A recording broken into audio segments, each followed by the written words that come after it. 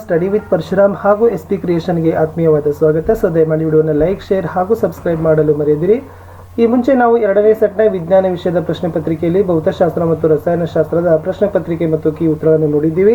ಇಂದು ಜೀವಶಾಸ್ತ್ರದಲ್ಲಿರ್ತಕ್ಕಂಥ ಒಂದು ಪ್ರಶ್ನೆಗಳು ಮತ್ತು ಉತ್ತರಗಳನ್ನು ನೋಡೋಣ. ಸೊ ಹಿಂದೆ ಎಲ್ಲ ವಿಷಯಗಳಲ್ಲೂ ಕೂಡ ಇದೇ ತರನಾಗಿರ್ತಕ್ಕಂಥ ಮಾದರಿ ಕ್ವಶನ್ ಪೇಪರ್ ಮತ್ತು ಆನ್ಸರ್ಸ್ಗಳನ್ನು ಹಾಕಿದ್ದೀವಿ. ನೋಡದೇ ಇದ್ದರೆ SSLC annual exam 2023 model question paper with key answer series ಅಂತ ಒಂದು ಪ್ಲೇ ಲಿಸ್ಟ್ ಲಿಂಕ್ ಇದೆ, ಅದನ್ನು ಒತ್ತಿ ನೋಡ್ಬೋದು. ಡಿಸ್ಕ್ರಿಪ್ಷನ್ ಬಾಕ್ಸ್ನಲ್ಲಿ ಎಲ್ಲ ವಿಡಿಯೋಗಳ ಲಿಂಕ್ಗಳನ್ನು ಹಾಕಿದ್ದೀನಿ, ಅವುಗಳನ್ನು ನೋಡಿ. ಸೊ ಫಸ್ಟ್ ಬಹು ಆಯ್ಕೆ ಪ್ರಶ್ನೆಗಳಲ್ಲಿ ಪ್ರಶ್ನೆ ಸಂಖ್ಯೆ 27 ಇತ್ತು. ಈ ಕೆಳಗಿನವುಗಳಲ್ಲಿ ಯಾವುದು ಗುಂಪಿಗೆ ಸೇರುವುದಿಲ್ಲ ಅಂತ ಕೇಳಿದರೆ ಸಗಣಿ, ಒಣಗಿದ ಎಲೆಗಳು, DDT, ಸಂಸ್ಕರಿಸಿದ ಆಹಾರ. ಸರಿಯಾದ ಉತ್ತರ ಬರ್ತದೆ ಆಯ್ಕೆ ಡಿ, DDT ಅಂತಕ್ಕಂಥದ್ದು. ಪ್ರಶ್ನೆ 28, ಇವುಗಳಲ್ಲಿ ಒಂದು ಹಣ್ಣಾಗಿ ಬೆಳೀತದೆ ಅಂತ ಕೇಳಿದರೆ ಅಂಡಾಶಯ, ಹೆಣ್ಣು ಲಿಂಗಾಣು, ಶಲಾಕಾನಳಿಗೆ, ಪರಾಗನಳಿಕೆ. 28ರ ಸರಿಯಾದ ಉತ್ತರ ಆಯ್ಕೆ ಎ, ಅಂಡಾಶಯ ಅಂತಕ್ಕಂಥದ್ದು. ಮುಂದಿನ ಪ್ರಶ್ನೆ 29, ಇವುಗಳಲ್ಲಿ ಒಂದು ಸಸ್ಯವು ಎತ್ತರ ಹಾಗೂ ಸುಕ್ಕಾದ ಬೀಜಗಳನ್ನು ಹೊಂದಿದೆ ಅಂತ ಕೇಳಿದ್ದಾರೆ.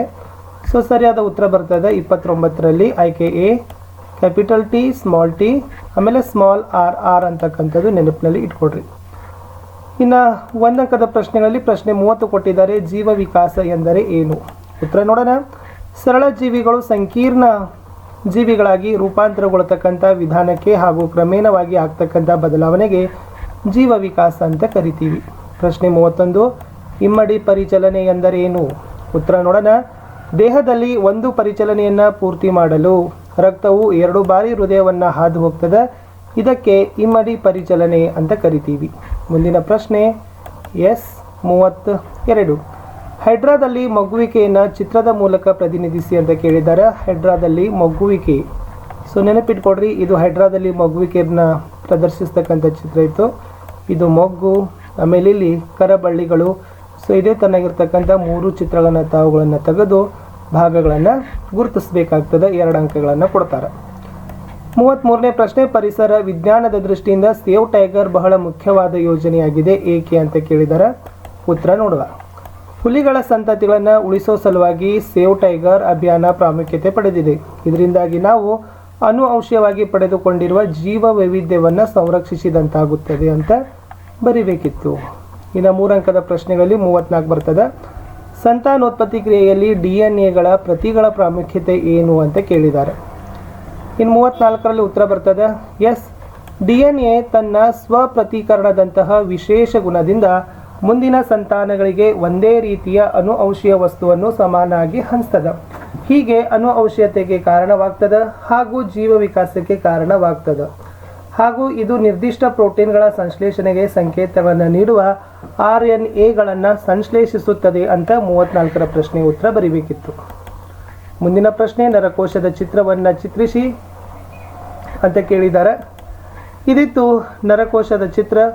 ಸೊ ಅದರಲ್ಲಿ ನರತುದಿ, ಆಕ್ಸಾನ್, ಕೋಶಕಾಯ, ಕೋಶಕೇಂದ್ರ, ಡೆಂಡ್ರೈಟ್ಗಳನ್ನು ತಾವೇನು ಮಾಡಬೇಕಾಗ್ತದೆ, ಗುರುತಿಸಬೇಕಾಗ್ತದೆ. 36ನೇ ಪ್ರಶ್ನೆ, ಸಸ್ಯಗಳಲ್ಲಿ ವಿಸರ್ಜನೆ ಹೇಗೆ ಉಂಟಾಗ್ತದೆ? ಉತ್ತರ ನೋಡೋಣ. ಸಸ್ಯಗಳು ಆಕ್ಸಿಜನ್ ಮತ್ತು ಕಾರ್ಬನ್ ಡೈಆಕ್ಸೈಡ್ಗಳನ್ನು ಹೆಚ್ಚಾದಾಗ ನೀರನ್ನು ಬಾಷ್ಪ ವಿಸರ್ಜನೆ ಮೂಲಕ ಹೊರಹಾಕ್ತವೆ. ಇತರ ತ್ಯಾಜ್ಯಗಳಿಗಾಗಿ ಸಸ್ಯಗಳು ಮೃತ ಜೀವಕೋಶಗಳಿರುವ ತಮ್ಮ ಅನೇಕ ಅಂಗಾಂಶಗಳನ್ನು ಬಳಸಿಕೊಳ್ತವೆ. ಕೆಲವೊಮ್ಮೆ ಅವು ಎಲೆಗಳಂಥ ಕೆಲವು ಭಾಗಗಳನ್ನು ಕಳೆದುಕೊಳ್ತವೆ. ಅನೇಕ ಸಸ್ಯ ತ್ಯಾಜ್ಯ ಪದಾರ್ಥಗಳು ಜೀವಕೋಶದ ರಸದಾನಿಗಳಲ್ಲಿ ಸಂಗ್ರಹವಾಗ್ತವೆ. ಎಲೆಗಳಲ್ಲಿ ತ್ಯಾಜ್ಯ ಪದಾರ್ಥಗಳು ಸಂಗ್ರಹವಾಗಿ ಅವು ಉದುರಿ ಹೋಗ್ತವೆ. ವಿಶೇಷವಾಗಿ ಹಳೆಯ ಜೈಲಮ್ಗಳಲ್ಲಿ ತ್ಯಾಜ್ಯ ಪದಾರ್ಥಗಳು ರಾಳ ಮತ್ತು ಅಂಟುಗಳ ರೂಪದಲ್ಲಿ ಸಂಗ್ರಹವಾಗ್ತವೆ. ಸಸ್ಯಗಳು ತಮ್ಮ ಸುತ್ತಮುತ್ತಲಿನ ಮಣ್ಣಿನಲ್ಲಿ ಕೂಡ ಕೆಲವು ತ್ಯಾಜ್ಯಗಳನ್ನು ವಿಸರ್ಜಿಸುತ್ತವೆ ಅಂತ ಉತ್ತರ ಬರಿಬೇಕಿತ್ತು. ಅದರಲ್ಲಿ ಆಯ್ಕೆ ಪ್ರಶ್ನೆ ಇತ್ತು, ನೆಪ್ರಾನ್ಗಳ ರಚನೆಗಳನ್ನು ವಿವರಿಸಲಿಕ್ಕೆ ಹೇಳಿದ್ದಾರೆ. ಉತ್ತರ ನೋಡುವ. ಸೊ ನೆಪ್ರಾನ್ ಅಂತಕ್ಕಂಥದ್ದು ಒಂದು ಬಟ್ಟಲಿನ ಆಕಾರದ ರಚನೆಯಿಂದ ಪ್ರಾರಂಭವಾಗ್ತದೆ. ಇದನ್ನೇ ಬೋಮನ್ನ ಕೋಶ ಅಂತ ಕರೀತಾರೆ. ಬೋಮನ್ ಕೋಶದಲ್ಲಿ ಲೋಮನಾಳಗಳ ಗುಂಪಿರ್ತದೆ, ಅದನ್ನು ಗ್ಲಾಮೆರುಲಸ್ ಅಂತಾರೆ. ಬೋಮನ್ ಕೋಶವು ಕೊಳವೆ ಆಕಾರದ ಮುಂದುವರಿದು ಸಂಗ್ರಾಹಕ ನಾಳ ತೆರೆದುಕೊಳ್ಳುತ್ತದೆ. ನೆಪ್ರಾನ್ ಅನ್ನು ರೀನಲ್ ಅಪಧಮನಿಯ ಲೋಮನಾಳಗಳು ಸುತ್ತುವರೆದು ರೀನಲ್ ಅಭಿಧಮನಿಗಳಾಗಿದ್ದೇವೆ ಅಂತ 4 ಪಾಯಿಂಟ್ಗಳು ನೆಪ್ರಾನ್ನ ರಚನೆಯಲ್ಲಿ ಬರಿಬೇಕಿತ್ತು. 4 ಅಂಕದ ಪ್ರಶ್ನೆಗಳಲ್ಲಿ ಮಾನವನ ಮೆದುಳಿನ ನೀಳಛೇದದ ಚಿತ್ರವನ್ನು ಬರೆದು ಯಾವುದೇ 2 ಭಾಗಗಳನ್ನು ಹೆಸರಿಸಲಿಕ್ಕೆ ಹೇಳಿದ್ದಾರೆ. ಸೊ ತಮಗೆ ಎಲ್ಲ ಭಾಗಗಳು ಗೊತ್ತಿರಬೇಕು, ಯಾಕಂದರೆ ಅವರು ಕೂಡ ಏನು ಮಾಡ್ತಾರೆ, ಕೆಲವೊಂದು ಸಲ ಕ್ವಶನ್ ಪೇಪರಲ್ಲಿ ಇದೇ ಭಾಗಗಳನ್ನು ಗುರುತಿಸ್ರಿ ಅಂತಲೂ ಕೂಡ ಕೊಡ್ತಾರೆ. ಇದು ಮಾನವನ ಮೆದುಳಿನ ನೀಳಛೇದದ ನೋಟ ಇತ್ತು. ಈ ಮೆದುಳು ಬಳ್ಳಿ, ಮಧ್ಯ ಮೆದುಳು, ಕಪಾಲ, ಮಹಾಮಸ್ತಿಷ್ಕ, ಆಮೇಲೆ ಹೈಪೋಥಲಾಮಸ್, ಪಿಟ್ಯುಟರಿ ಗ್ರಂಥಿ, ಹಿಮ್ಮೆದುಳು, ಪಾನ್ಸ್ ಆಗಿರ್ಬೋದು, ಮೆಡುಲ್ಲಾ ಆಗಿರ್ಬೋದು, ಅನುಮಸ್ತಿಷ್ಕ ಆಗಿರ್ಬೋದು, ಇವುಗಳನ್ನು ತಾವೇನು ಮಾಡಬೇಕಾಗ್ತದೆ, ನೆನಪಿನಲ್ಲಿ ಇಟ್ಕೊಳ್ಳಬೇಕು. ವಿಶೇಷವಾಗಿ ಅನುಮಸ್ತಿಷ್ಕ, ಮಧ್ಯಮೆದುಳು, ಮಹಾಮಸ್ತಿಷ್ಕ ಇವುಗಳನ್ನು ತಮಗೇನಾಗಬೇಕು, ಗುರುತಿಸೋದು ಬರಲೇಬೇಕು. ಕಡೆ ಪ್ರಶ್ನೆಗೆ ಹೋಗೋಣ. 5 ಅಂಕದ ಒಂದು ಮಾತ್ರ ಪ್ರಶ್ನೆ ಕೇಳಿದ್ದಾರೆ. ದ್ಯುತಿ ಸಂಶ್ಲೇಷಣೆ ಕ್ರಿಯೆಗೆ ಕಾರ್ಬನ್ ಡೈಆಕ್ಸೈಡ್ ಅತ್ಯವಶ್ಯಕ ಎಂಬುದನ್ನು ತೋರಿಸೋ ಪ್ರಯೋಗವನ್ನು ವಿವರಿಸಿರಿ ಅಂತ ಕೇಳಿದ್ದಾರೆ. ಸೊ ತಾವೇನು ಮಾಡಬೇಕಾಗ್ತದೆ ಅಂತಂದ್ರೆ, ಇದು ದ್ಯುತಿ ಸಂಶ್ಲೇಷಣೆ ಕ್ರಿಯೆಗೆ ಆಮ್ಲಜನಕ ಅತಿ ಅವಶ್ಯಕ ಅಂತ ತೋರಿಸ್ತಕ್ಕಂಥ ಪ್ರಯೋಗ ಇತ್ತು. ಹೆಚ್ಚು ಕಡಿಮೆ ಒಂದೇ ಗಾತ್ರವಿರುವ 2 ಕುಂಡದ ಸಸ್ಯಗಳನ್ನು ತೆಗೆದುಕೊಳ್ಬೇಕು. ಅವುಗಳನ್ನು 3 ದಿನಗಳವರೆಗೆ ಕತ್ತಲೆ ಕೋಣೆಯಲ್ಲಿ ಇಡಬೇಕು. ಈ ಪ್ರತಿ ಸಸ್ಯವನ್ನು ಒಂದೊಂದು ಗಾಜಿನ ತಟ್ಟೆಯ ಮೇಲಿಡಿ. ಯಾವುದಾದರೊಂದು ಸಸ್ಯದ ಬದಿಯಲ್ಲಿ KOH ಹೊಂದಿರುವ ವಾಚ್ ಗ್ಲಾಸ್ ಇಡಿ. CO2 ಹೀರಿಕೊಳ್ಳಲು KOH ಬಳಸಲಾಗ್ತದೆ. ಚಿತ್ರದಲ್ಲಿ ತೋರಿಸಿದಂತೆ 2 ಸಸ್ಯಗಳನ್ನು ಪ್ರತ್ಯೇಕ ಘಂಟಾ ಪಾತ್ರಗಳಲ್ಲಿ ಮುಚ್ಚಿಡಬೇಕು.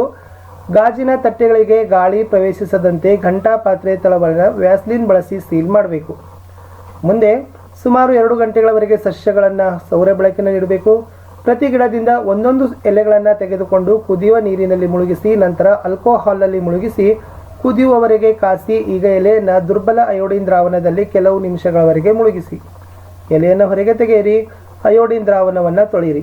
ಒಂದು ಎಲೆಯು ಕಪ್ಪು ಬಣ್ಣಕ್ಕೆ ತಿರುಗಿರುತ್ತದೆ ಮತ್ತು ಪಿಷ್ಟ ಇರುವಿಕೆಯನ್ನು ತೋರಿಸ್ತದೆ, ಆದರೆ ಇನ್ನೊಂದು ಎಲೆಯ ಬಣ್ಣ ಕಪ್ಪು ಬಣ್ಣಕ್ಕೆ ತಿರುಗೋದಿಲ್ಲ.